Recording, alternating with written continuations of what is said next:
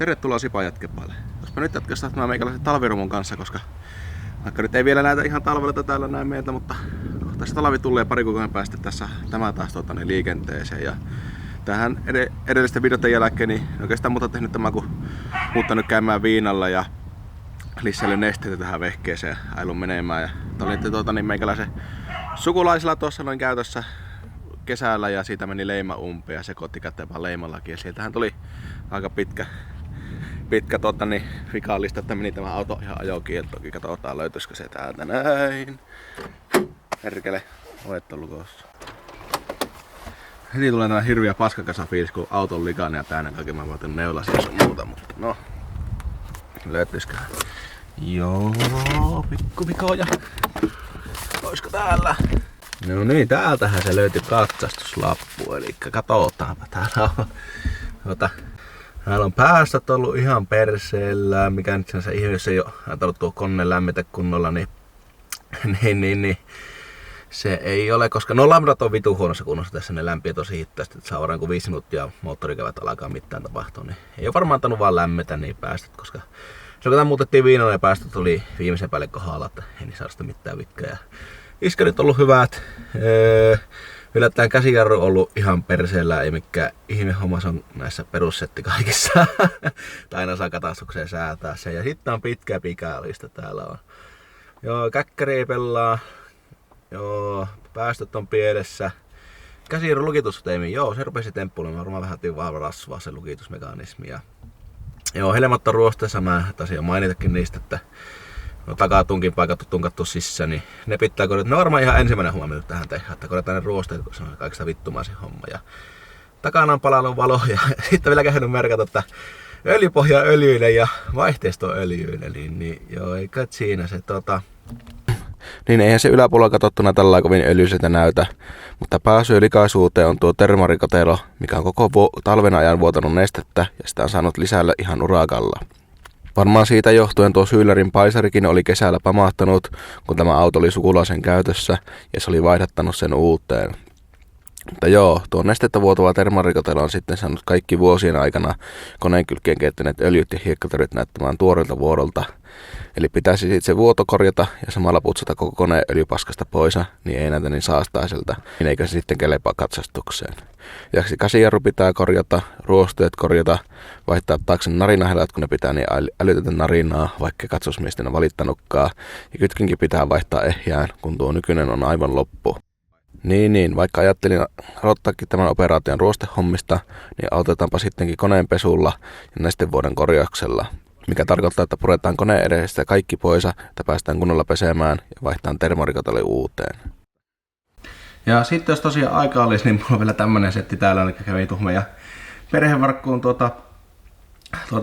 vetokoku purkamassa ja sitten yhdestä purkuromuusta ja sitten siinä näkyy olevan sopivammalliset tämä monitoimiohjauspyörä ja ihan nahkainen semmonen se muovisen yökytyksen tilalle, mikä tuossa ja muutakin se on ihan paskana, kun se pyörii ympäri se pehemusta ja muuta, niin tänne nahkaratti ja monitoimin nappeilla ja sitten täällä on tämä MFL-moduuli, eli saisi periaatteessa nämä tosiaan ne radion toimimaan näiden nappien kautta ja sitten on vielä askassa ratissa on nuo vakkarinapit, niin täällä on vielä sitten vakkarin boksi ja vakkarin moottori tuolla, että jos jaksais nämä retrofitata, mutta tosiaan mikä oikea retrofitti-sarjata on vaan riittyykö autosta pihalla niin huomaa, niin tässä on kevyet nippu näitä piuhoja mukana, niin pitäisi tuosta erotella nuo tuo monitoiminappihomma ja vakkarijohot irti ja sitten lätätä tuohon autoon. Se on oma hommansa tuokin tehdä sitten, mutta jos ei mitään muuta, niin ainakin tuo ratin minä koitan nakata siihen ja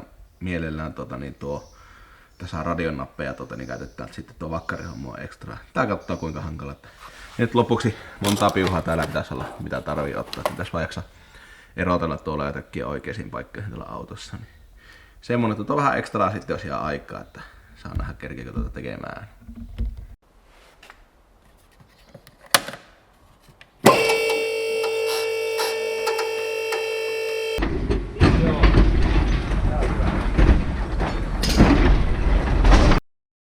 Tässä purkaissa huomasi, että Schuyleri oli sitten aivan kaput, koska siinä esimerkiksi letkulähdöt mureni käsiin, kun niihin koski. eli se ei tulisi kestämään käyttöä, joten koko paska lensi roskiin tässä vaiheessa. Tulipas semmonen hups. Onko meillä piiloventtiilejä? No.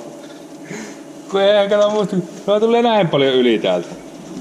Rengaskolla vetäis nyt ja ampu tämän vittu poikki Niin, on siellä jotakin siellä hyllyssä, että mä en tiedä mitä. Okei, vittu, kaikkia paskat. Oliko meillä vielä sinne paremman näköinen apulaten hiino vielä siellä seinällä? En mä tiedä. Katsotte tän. Tuommoisia pommeja kun sitä ostaa. Siis se on se roikkunut siellä seinällä, onko se vielä siellä? Ei kai täällä mitään. En minä. Voit sä kävellä. Siellä seinällä on ollut sen.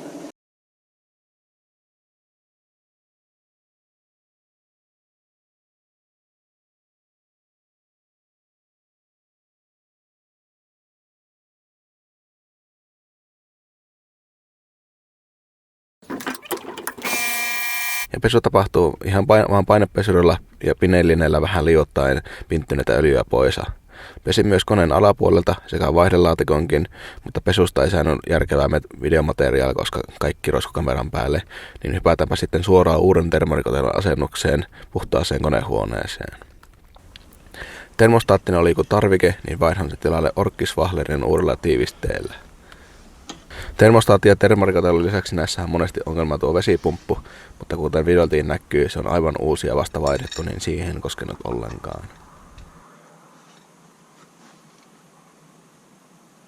No niin, ja nyt meillä on tosiaan termorikotelo siinä paikalla ja termostaatti ja kaikki tiivistetty vaihdettu, että jospa tämä ei nyt tuotas tässäkään päälle. Pitää tuo öljylle, kun nuo panjo nämä oorenkat vaihtaneen vuojan. Ja varmaan sitten, mikä seuraavaksi eniten vuotaa, niin on tämä suoratielan tiivistetty tuolla, mikä yleensä aina vähän tihkuttelee läpi. Vaan se ei nyt ollut minusta paha, eikä tämä sillä on hukannut öljyä tämä vehe, niin en mä usko, että tarvii vaihtaa. Olisi ollut hyvä vaihtaa, mutta sitä ei missään motonetissä muuta ollut valmiina, nyt tilata jostain, niin en jaksa ruveta. Ja öljypohjaa tiivisti on sitten seuraava, mikä sitä vuotava.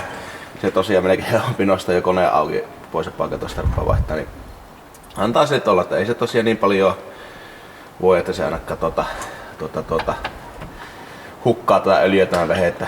Se on nyt pestinä, niin eiköhän se kataus meille varmaan kelepaa. Mutta sitten ruvetaan kassaamaan muuten loppuun, niin pikkuinen pro-tippi, että jos vaikka tämmösiä ohjureita, minkä laakerit ei ole niin kriittisiä, että tässä on tänne ihan minimaalinen väljyys, mutta jos tuollaista kuulette, se on täysin kuiva tuo laakeri, niin vähän kannattaisi vaihtaa, mutta jos haluaa ostaa tälle hihnapyörän rullalle vähän lisää aikaa, tai oikeastaan välillä aika paljonkin lisää aikaa, niin otetaan se täältä helvettiin tästä näin ja sehän alkaa tuolla pöydällä sitten tsekkaamassa. Tämä varovasti auki tämä laakeri suojakuorista hajottamatta ja on ihan hyvän näköinen laakeri sieltä. Siellä vaan rasvaa enää mihin lie kauan vai liekö ikinä ollutkaan. Niin pakataan tuosta uudelleen laakerin rasvalla tämä pekotin tästä näin. Niin tällä on tosiaan ihan hyvin ostettua lisää aikaa tämmöiselle osalle, että menee vielä monta vuotta pitempään mitä ilman tätä rasvan laittoa olisi mennyt.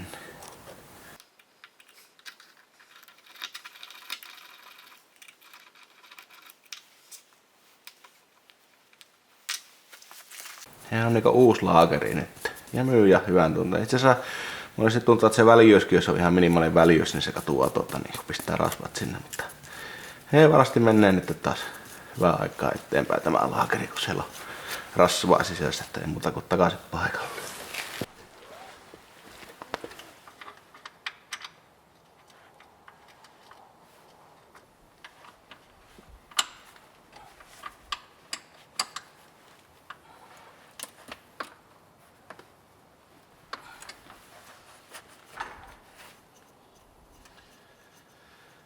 No niin, se on hiljainen ja jämäkkä nyt tänne. Se on siinä. Pistetään tikkeripyöreät kantaa damperi sinne sitten ja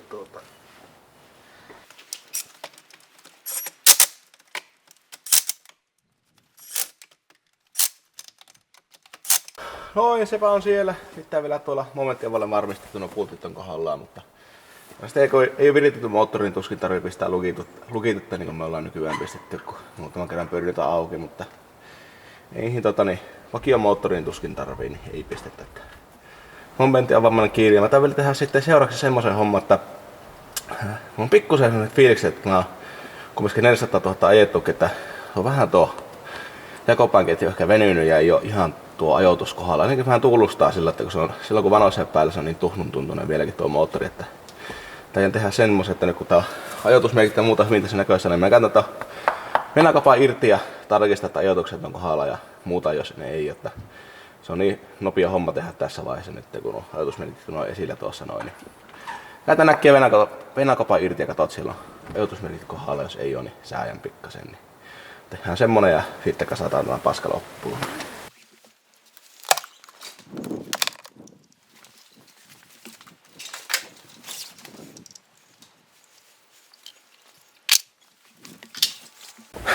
Joo, tällähän näyttää yllättävän normaalilta, eli tämmöistä ruskean keltaista pinttymää tänne aina tulee, mutta niin semmoista mustaa palanta karstaa ei ole niin oikeastaan paljonkaan täällä, että aika normaalin näköinen, että joskus ne on jo vähän puhtaampia, joskus vähän likaisempia, pahimmissa tapauksissa ne on ihan vittu pikimmassa tuossa jänkissä ja silloin on vähän huonompi juttu jo siinä vaiheessa, mutta tämä näyttää ihan hyvältä ja kilometri on paljon, niin eipä tällä paljon mitään erikoista kulumista tai muuta näy, niin no problem siinä mielessä. Eli muuta kun pyörätetään tuo Campura TDC ja katsotaan mitä nuo nokan päät näyttää tuolta.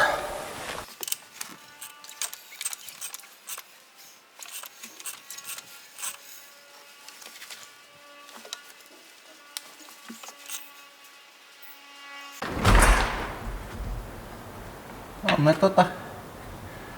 aivan aavistuksen vinossa.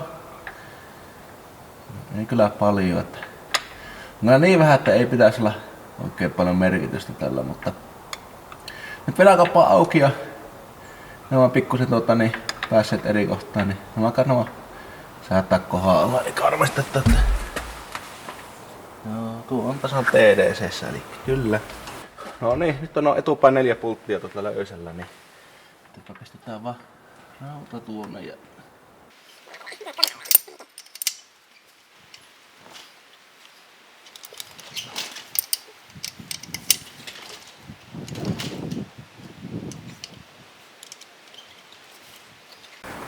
no niin, toivottavasti kameralla nyt näkyy, niin se on nyt tasan suorassa nuo nokan päät. Niin suorassa kun ne sattuu olematta näissä. Voi ostaa semmosia hienoja ajoitustyökalupalikoita, mutta tämmöisellä ihan lattaravalla pystyy katsomaan ajoitusta. Niin nyt ne on tasan tuota vasten, niin nyt ne nokat on kohdallaan ja täällä kun on millinen TDC-merkki kohdallaan, niin voidaan lukita nokkia ajoitus tuohon noin. Eli avain tuohon kiinni ja momenttiavaimella nuo pultit kiinni. No ja nyt tosiaan varovasti kiristetään niin, ettei pääse nuo nokat pyörät liikahtaa yhteen.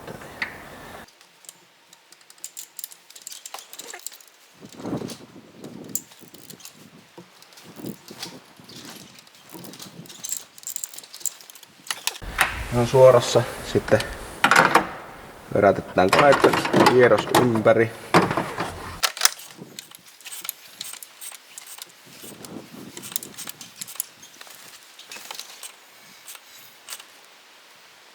Noin, se on tasan kohdallaan ja sitten taas raudalla tarkistus tuolta. Ja on niin kohdallaan kuin se voi olla. No niin, nyt on nokkia-ajoitus tarkastettu. Vähän se oli kulunut, tai vähän se oli venymisen takia pielessä, mutta oli kyllä niin vähän, että joskin ihan ihmemerkitystä on, mutta onpahan sekin nyt korjattu. Oli niin nopea tehdä tässä vaiheessa, että en katsoa mennä 10 minuuttia tähän pisteeseen saattaa. Mutta kun koppa päälle ja nyt sitten tosiaan kun venäkoppa on irti, niin on ihan hyvä vaihtaa samalla tämä venäkoppan tiivistikin, koska tämä yleensä näissä M50-sarjan moottorissa vuottaa ja aiheuttaa kaikkia, mutta moni notkia ei hyvässä kunnossa, että on vasta vaihdettu, niin minä pistän tämän takaisin. Tunnen nurkkaan pikkusen permatekstiä, kun sieltä irtosi, mutta se on ihan hyvä. Mutta tosiaan monestihan näkee, että se täältä jostakin tihkuttaa ja monesti saattaa täältä vuotaa tuonne pakosarjan päällä, se kärvää siltä. Ja eivät tätä ulkopuolelta, mutta sitten nämä sisäpuolen tiivisteet saattaa tuonne valuttaa öljyä tuonne tulppien päälle ja sitä kautta aiheuttaa kaikkia kääntihäiriöitä. Sen takia kannattaa tiivistetä vaihtaa, jos se rupeaa vuotamaan. Se on tällä helppo vaihtaa. Mutta tosiaan tässä hyvässä kunnossa meitä on tommosena paikalle, että Ei ole mitään probleemat. Ei muuta kuin läjiä ja pistää seuraavaksi keulaa kassaan loppuun.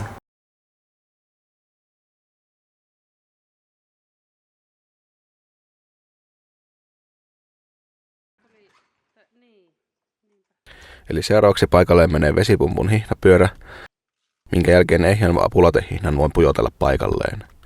Se menee helposti kääntämällä kiristin täysin ääriasentoon ennen paikalleen laittoa. Ja hinnan jälkeen pudotaan uuden syylärin paikalleen sen murenemaan vanhan tilalle, johon letkut kiinni ja alkaa ollakin valmista tällä osastolla. No niin, ja nyt kun uusi syyläri paikallaan voi laskea nesteet sisään ja tähän tapahtuu helposti jonkunnäköinen ratti tuohon, mikä on nyt limukkapullo, ja sitten otetaan termarikotervasta ilmaisruuvi auki, syyläristä ilmaisruuvi auki. Kaijella, ja tässä ei haittaisi, jos olisi tuo auto vähän keula ylhäällä, mutta en nyt jaksanut nostaa sitä, niin kauan aikaa lasketaan vettä, että tulee tuota ruuvista jäytenestä pihalle tuo ruuvi kiinni, niin kauan alkaa kaijella, että täältä tulee ja ruuvi kiinni. Ja sitten jos on vähän liikaa, niin ottaa pois ja muuta kuin korki kiinni ja ajamaan, niin se on sillä selvä tuo ilmaus. Kun nämä 2 ilmaisruuvia, niin tämä onnistuu hyvin helposti. No ihan 50-50 se olisi jäytynestettä mulla täällä näin.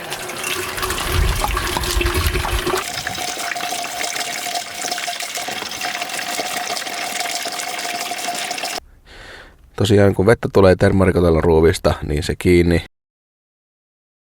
Ja samoin syylärin ruuvista kun tulee, niin se kans kiinni ja täyttö onkin valmis eikä tarvi sen kummemmin ilmailla.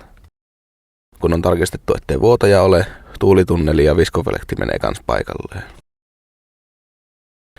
Todella kevyt viskon kiristys ja klipsit tuunitunnelille, niin konehuoneen puolella kaikki onkin jo valmista. Vaan eiköhän tämä video olla tarpeeksi pitkä. Seuraavassa osassa vaihdellaankin sitten kytkintä uuteen, koska kuten jo vuosi sitten manasinkin, niin se ei ole oikein parhaassa mahdollisessa kunnossa enää.